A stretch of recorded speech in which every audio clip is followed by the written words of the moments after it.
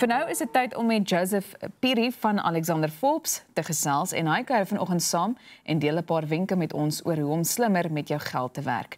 So good morning Joseph and thank you for joining us. Good morning to you and good morning to your viewers. Now Joseph, I would like to refer to the article that you've written, and I would like to start by asking you, what is financial resilience? Thank you for that question. There are life events such as retirement, divorce, disability, ill health, accidents that lead to income shocks and expenses shocks. It is important that one has the ability to cope with these income and expenditure shocks as a result of the life events that I've mentioned above, and how quickly one recovers from periods of financial adversity. So the extent to which one can recover from such an income or income loss or unexpected increase in expenses through savings, insurance, or both would determine what their financial resilience is. And then let's talk about the importance of having a financial plan. Look, a plan like any other plan gives you a holistic view of things around you. So a financial plan is a good starting point in creating financial resilience and setting up your journey in motion.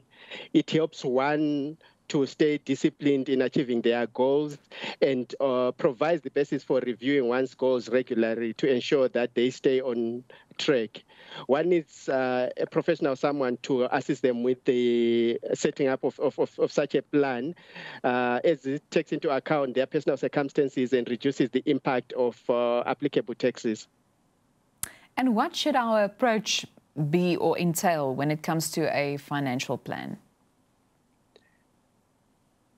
Look, as I said, the starting point is having a plan, and within that plan, one needs to have a budget, because the budget would then help them to understand where their money goes, give them control of their finances, avoid wasteful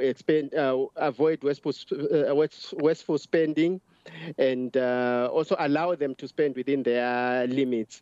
So basically, maybe one can ask what then a budget is. It's just a list of expenses where you prioritize essential ones while it's relegating non-essential and netting these against your income. And then I see that you've also referred to managing debt. Yes. Look. Yes. There is, when we look at debt, we probably need to know the difference between good debt and bad debt. So to start off with good debt, what then is good debt? It is secure debt where one borrows against an asset. This generally has lower cost and is good for accumulation of assets such as a house. In a sense, it is an investment. But there's also bad debt, mostly unsecured debt, e.g. a personal loan or store credit. It is easily accessible, mostly expensive as it attracts high interest rates and used mostly for consumption. This is the type of debt that households need to be much warier of, as they are generally used for consumption and not purchasing of durable goods. In the informal space, there is predatory debt, which is, like I said, informal credit sources, popularly known as omashonisa. This type of debt can be very cancerous and can wipe all of one's future income, lead to unhealthy expenses. So, yes. So it is good to avoid over exposure to debt, as the cost can be detrimental to one's future. Now, Joseph, what should we consider when it comes to retirement saving and investing for the future? Look, I think what one needs to do is to set up their desires. So in that financial plan, one sets up to say these are the objectives which they want to achieve in retirement.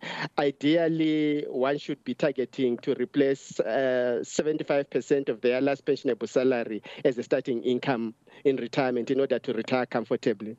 And to achieve this, one needs to be contributing towards a retirement plan whether through an employer-sponsored fund or self-elected retirement annuity. These investments allow one to save up to 27.5% of taxable income, up to a maximum of 350,000 per annum. Depending on affordability, one can still save more and enjoy tax benefits at a later stage. One also needs to consider additional savings for emergency purposes or other goals using other allowances like the maximum of 36,000 per annum into a tax-free savings account. You also referred to the importance of having adequate insurance. So how would you define adequate insurance?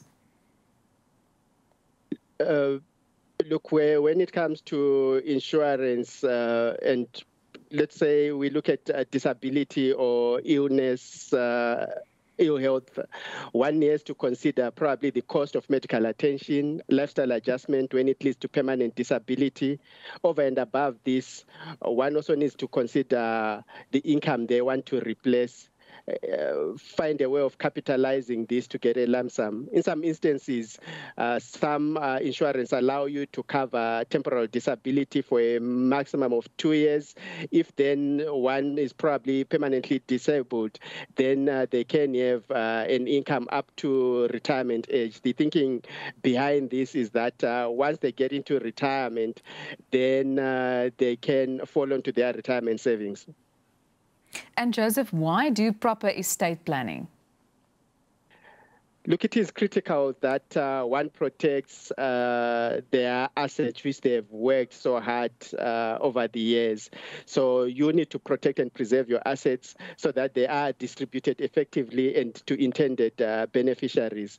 Also, you need to be wary of the impact of taxes. So proper estate planning will allow one to reduce that impact of taxes. And also to ensure that assets are not sold unnecessarily to pay for expenses or taxes. What are some of the most common mistakes that people usually make when it comes to these kind of factors that we need to keep in mind? Look, I think, for example, retirement, people leave it to the very last minute, to the 11th hour, when there is no time to make any changes. So one probably needs to start talking about their retirement as soon as they start working. So that's a continuous process or conversation that one needs to have, continually look into that. And also just to ensure that they are probably saving. At times people say they will see things as they happen, but it becomes a bit of a problem. If we look at the COVID situation, which we recently had, we can see what impact or how much impact it had on households in South Africa. A lot of people didn't have any other means to fall on. Joseph, I would also like us to refer to the importance of involving an expert in this case.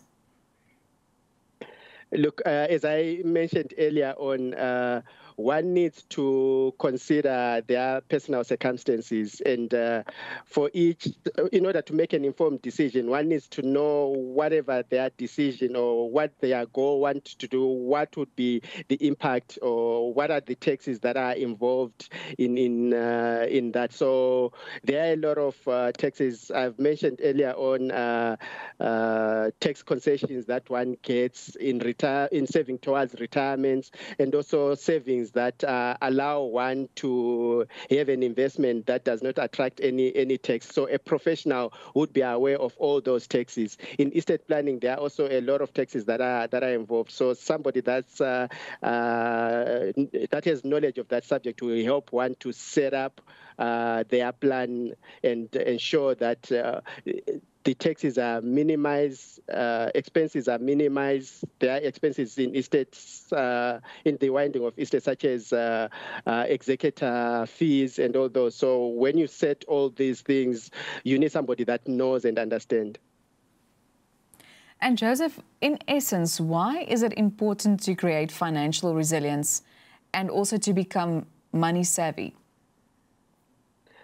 Look, as I said, that when you are impacted by life events, you need something to fall back on, a buffer to help you recover.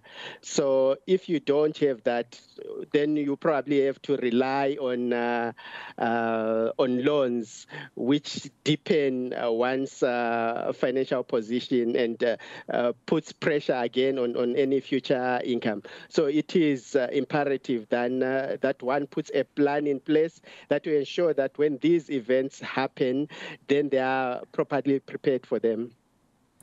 Any other advice that you can share with us today? Yes, definitely. Look, like I said, the journey to retirement starts now.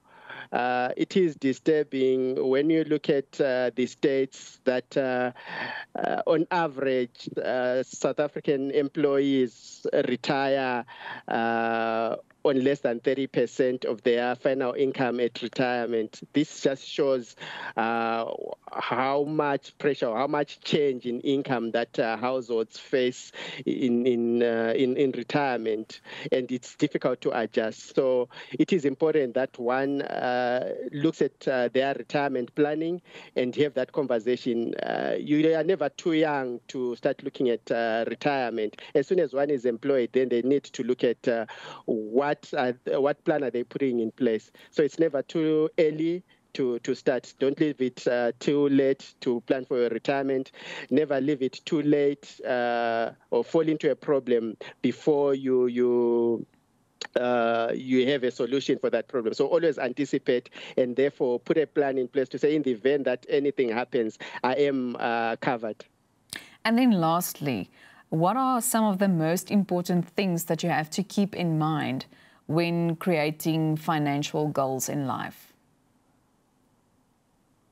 I've mentioned retirement. I've mentioned also to say in the event of death, will your beneficiaries have enough to replace your income, especially if you are a breadwinner? So that's critical. In the event that you probably are not able, because our greatest asset, which we probably overlook, is our ability to create or to generate income. So we need to protect that asset, because without that asset, then we cannot do anything. So we need to ensure that in the event that we're not able to work or to generate an income, what is in place, what kicks in to cover that gap. And then I think it's important to emphasize one of the other things that you've mentioned in this specific article, and that's that we should spend within our limits. Yes, it is. So if you look at the South African Reserve Bank and States SA income savings ratio, you see that it's actually negative, meaning that South Africans are probably spending above their incomes. So do you sacrifice your future? It's when you spend more, you have to rely on something else. Instead that you're de-saving, meaning taking from savings that already exist, or you are accessing funds for the future, which means you're taking a loan. So whichever way, if you don't spend within your limits, you're sacrificing your future income. Joseph, thank you so much for sharing your advice with us this morning. Thank you. Thank you for having me. En dit was dan Joseph Phiri van Alexander Forbes.